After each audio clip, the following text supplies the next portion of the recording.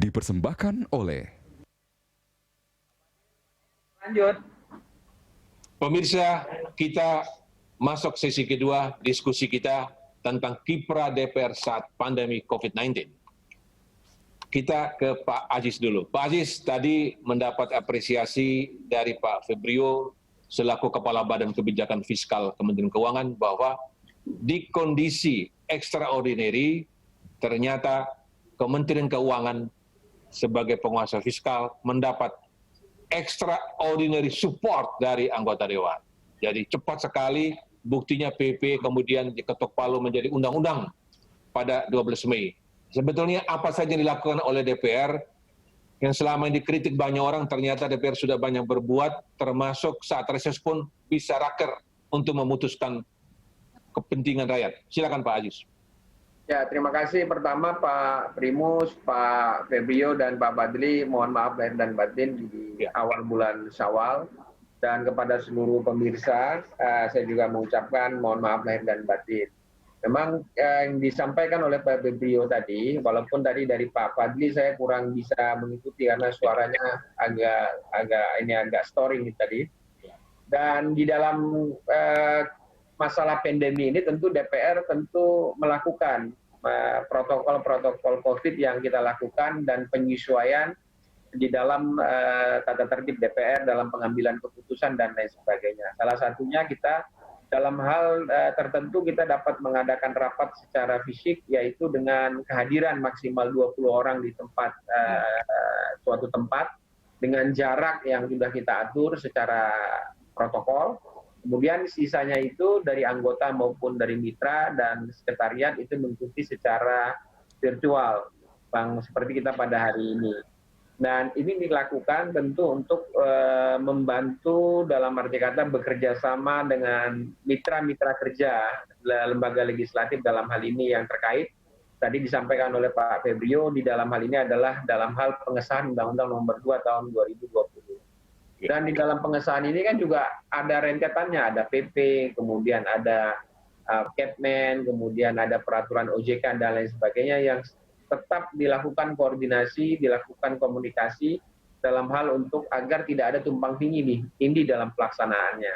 Makanya di dalam masa-masa tertentu reses ini pun kita tetap secara periodik kita tetap masuk ke DPR, tetap masuk kantor supaya bisa menjalankan fungsi dan tugas kita walaupun di kala reses. Di kala reses itu kan juga kunjungan-kunjungan itu tetap kerja, yaitu melakukan kunjungan ke berbagai daerah. Tapi karena sekarang berbagai daerah lagi lockdown, maka kunjungan-kunjungan itu terbatas dengan mengganti yaitu dengan penyaluran sembako ke masyarakat, kemudian proses-prosesnya dilakukan dengan tim-tim setempat dengan melakukan proses-proses yang kita lakukan secara protokol COVID-19. Nah, di samping hal itu juga di dalam topik pada hari ini, apalagi yang dilakukan kiprah DPR? DPR tetap membantu program-program pemerintah sekarang dalam rangka PSBB menuju new era, new normal ini yang menuju diperkirakan nanti tanggal 4 atau tanggal 5, yang mana SOP-nya tentu pihak kepolisian dan TNI sudah memiliki dan tinggal memfinalisasi dan mengannounce bagaimana proses ini bisa dilakukan di tengah-tengah masyarakat, sehingga program-program ekonomi dari pemerintah khususnya di BKF ini secara fiskal bisa berjalan nanti di tingkat moneter. Nah, ini yang kita perlu galang bersama-sama tetap, tapi saya mengajak kepada seluruh masyarakat untuk menjadi suatu garda terdepan di dalam membantu program-program pemerintah. Karena tanpa kedisiplinan, tanpa kebersihan dan ketertiban dari masyarakat, terutama di tingkat disiplin dalam menjalankan protokol, relatif akan terjadi ketimpangan atau kesusahan di dalam pelaksanaan. Makanya saya tetap mengajak kepada seluruh masyarakat, salah satunya ke dalam tema kita pada hari ini. Terima kasih kepada Pak Primus, kepada Berita Satu. Mudah-mudahan masyarakat yang menonton siaran pada siang hari ini bisa terpanggil secara proaktif untuk membantu program pemerintah dan menjadi garda terdepan dalam menerapkan kedisiplinan dan menjaga protokol COVID-19. Yang kedua, tentu di samping juga peranan masyarakat, kepada TNI Polri nanti dalam menerapkan membantu menegakkan kedisiplinan kemudian protokol ini tentu secara humanis, sehingga masyarakat juga bisa terayomi, bisa berjalan dengan baik, dan program-program UMKM dan ekonomi ini bisa berjalan. Sehingga tadi apa yang disampaikan oleh Pak Febri dalam melakukan relaksasi di bidang ekonomi, dalam hal ini misalnya PDP untuk defisit dari 3% menuju kepada 6 ini bisa dilakukan pertimbangan-pertimbangan sehingga apa yang dilakukan ini bisa menyentuh langsung masyarakat secara efektif dan efisien tentunya. Saya rasa demikian dulu Pak Primus. Ya, saya dengar bahwa DPR juga punya satgas gugus tugas juga untuk COVID ini.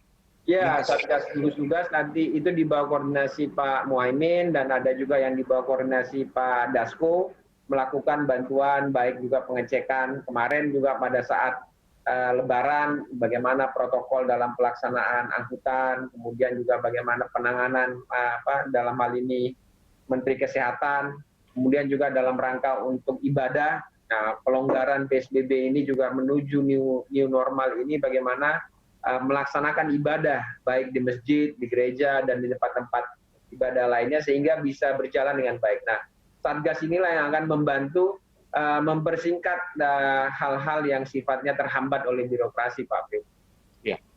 Ketua DPR RI Puan Maharani menyatakan bahwa dalam masa COVID ini semua perhatian DPR fokusnya COVID penyelesaian. Apakah demikian, Pak?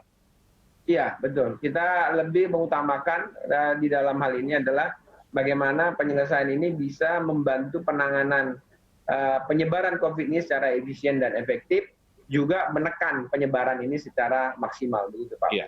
Sebelum saya ke Pak Fadil, saya ingin mendapat penegasan dari Pak Aziz, Pak. Ini kalau stimulus fiskal saja tidak cukup, Pak, semua negara. Karena itu pajak yang dibayar oleh dunia usaha, terutama korporasi, pada turun semua. Jadi kalau stimulus fiskal berupa pemotongan pajak, itu nggak nendang kata para pengusaha karena mereka juga nggak mendapatkan kenaikan laba apa yang mau dinikmati oleh stimulus itu. Jadi mereka kepingin mendapat likuiditas dan itu support terbesar diharapkan dari Bank Indonesia, stimulus moneter.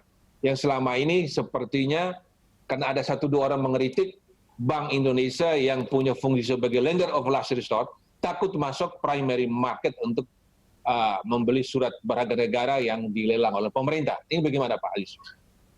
Ya, itu sudah kita bicarakan beberapa waktu lalu dengan Bank Indonesia, kemudian dengan OJK, kemudian juga dengan beberapa himbara, bahwa bagaimana peranan Bank Indonesia sebagai bank sentral juga bisa membantu bagaimana melakukan percepatan dari sektor moneter ini. Tentu sifat keindependensian dari Bank Indonesia tetap kita jaga. Kita juga tidak ingin mencampuri independensi dari Bank Indonesia dalam hal ini sebagai bank sentral. Tapi juga di dalam kondisi yang secara ekonomi moneter hampir di seluruh dunia mengalami kesulitan likuiditas ini akan menyentuh pada sektor ekonomi. Sektor ekonomi dalam hal ini pengusaha-pengusaha yang kesulitan likuiditas tadi disampaikan oleh Pak Primus. Bukan hanya pengusahanya, juga dalam hal ini sektor perbankan.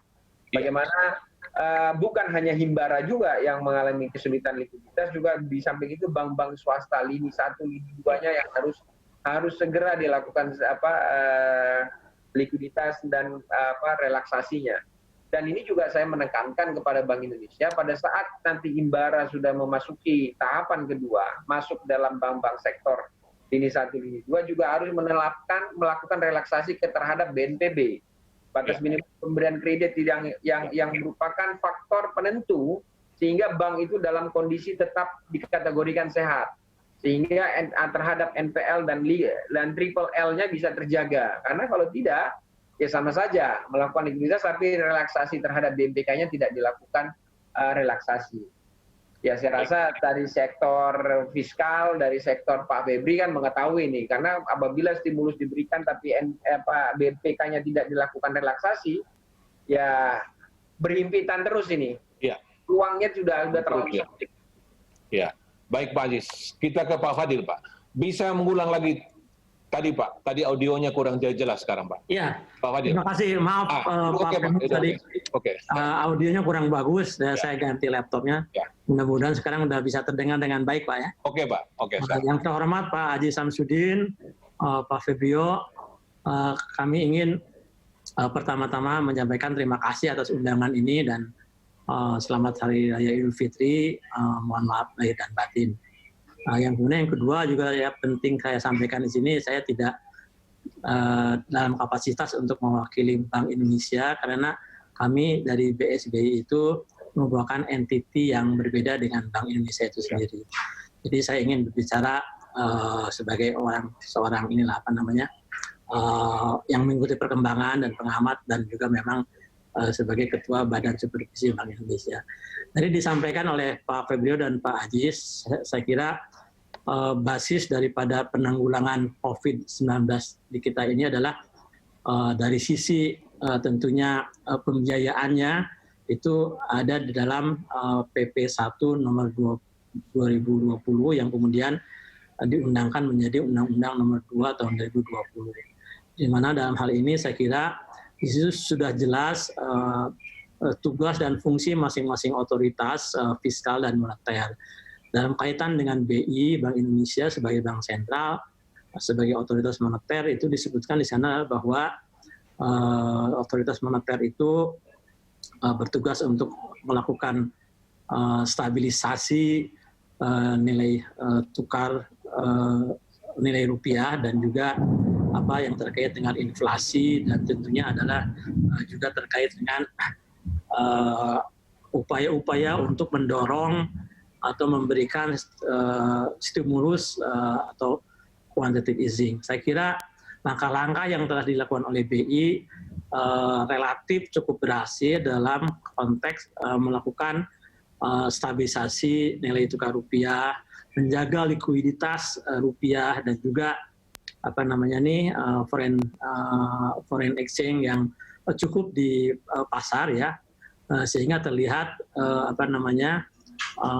langkah-langkah tersebut ya baik dari sisi menurunkan atau mempertahankan 7 days reverse repo-nya, kemudian juga yang terkait dengan pelonggaran giro wajib minimum ya, dan kemudian juga yang terkait dengan pembelian SBN di pasar sekunder itu sudah dilakukan ya, bahkan jumlahnya itu cukup besar, sekitar 500 triliun bahkan mungkin sekarang ini sudah lebih. Nah, tetapi juga kita ketahui bahwa kebutuhan untuk penanggulangan COVID-19 ini itu boleh dikatakan terus bertambah ya.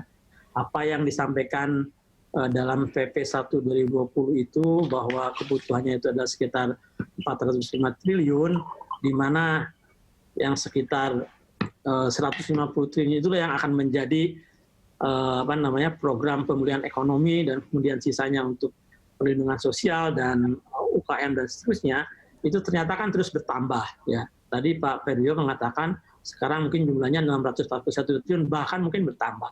Oleh karena itu memang kita mengetahui bahwa kapasitas fiskal kita ini sangat terbatas ya kan. Pertama memang selama ini kita mengalami defisit, yang kemudian yang kedua adalah sekarang ini penerimaan pajak kita juga adalah menurun tajam gitu. Oleh karena itu di dalam PP 1 2020 juga saya kira sudah diantisipasi bahwa akan ada kebutuhan pembiayaan yang bukan hanya berasal dari penerbitan SBN misalnya, kemudian bantuan dari luar negeri ataupun penerbitan obligasi global dan seterusnya, tetapi juga adalah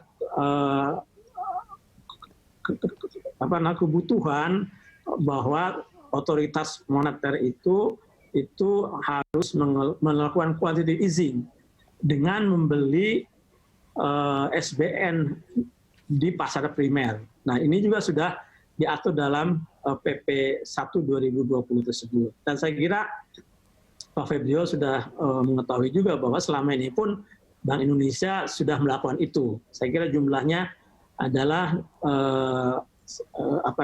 diatur sedemikian rupa agar tetap bahwa bank sentral itu memiliki independensi dan kemudian juga tidak kemudian melakukan kebijakan-kebijakan yang di luar daripada aturan-aturan yang ditentukan oleh undang-undang itu sendiri, gitu kan. Nah, tadi Pak Aziz menyatakan bahwa kita harus tetap mempertahankan independensi daripada Bank Indonesia itu. Oleh karena itu, dua hal di sini yang ingin saya sampaikan, bahwa Bank Indonesia berdasarkan sudah diskusi di KSK dengan Kementerian Keuangan itu juga kan sudah menyatakan dapat membeli 25% daripada SBN yang dikeluarkan oleh pemerintah itu di pasar primer dengan suatu mekanisme yang dapat dipertanggungjawabkan, yang governance. Kemudian yang kedua juga saya kira tidak tertutup kemungkinan kalau misalnya Bank Indonesia juga akan tetap melakukan langkah-langkah untuk memastikan dukungan kepada kita semua pemerintah untuk penanggulangan COVID ini, tapi tentu saja dengan tetap sesuai dengan kebijakan dan aturan-aturan yang ada dan dilakukan secara governance. Misalnya saja terkait dengan tadi program pemulihan ekonomi ini. Sekarang kan jumlahnya itu saya kira jauh lebih besar dari anggaran yang semula, yaitu 150 triliun, ya kan. Mungkin sekarang ini nggak tahu, berbagai angka datang dari berbagai pihak, ya, dari Kadin, dari keuangan sendiri dan seterusnya ini. Nah, untuk itu harus diciptakan mekanisme sedemikian rupa bagaimana program pemulihan ekonomi ini itu bisa berjalan dengan suatu ekosistem, ya kan, dan mekanisme dan tata kelola yang baik. Nah, dalam hal ini saya kira dalam Perpres 23 2020 itu juga sudah diatur, ya, skema daripada pemulihan ekonomi itu, di mana ada yang disebut sebagai bank peserta dan bank pelaksana. Pak Fadil, saya mau tanya Pak, jadi sekarang ini Bank Indonesia sudah masuk pasar primer juga Pak ya? Ya, betul. Sudah masuk. Ya. Udah berapa kali Pak? Saya kira itu setiap saat dia ada di pasar, ya, tetapi kemudian kehadirannya di pasar itu juga tidak diatur sedemikian rupa sehingga tidak sesuai dengan mekanisme pelelangan itu sendiri, sesuai mekanisme pasar yang berlaku. Gitu. Artinya dia membeli, kalau misalnya memang tidak diserap, baru dibeli oleh Bank Indonesia berdasarkan satu dengan tingkat suku bunga atau kupon yang memang berdasarkan pasar itu sendiri. Baik Pak Fadil, jadi sebetulnya Bank Indonesia sudah melaksanakan perannya sebagai lender of last resort, sudah masuk fase perdana sebagai non-competitive bidder. Ya, jadi betul. Jadi bukan yang utama. Dan ya. hanya maksimal menyerap 25%. Jadi sudah melakukan tugasnya. Saya kira seperti itu. Ya, baik pemirsa, kita akan segera kembali melanjutkan diskusi kita setelah jeda berikut. Jangan kemana-mana, karena ini kita masuk sesi terakhir.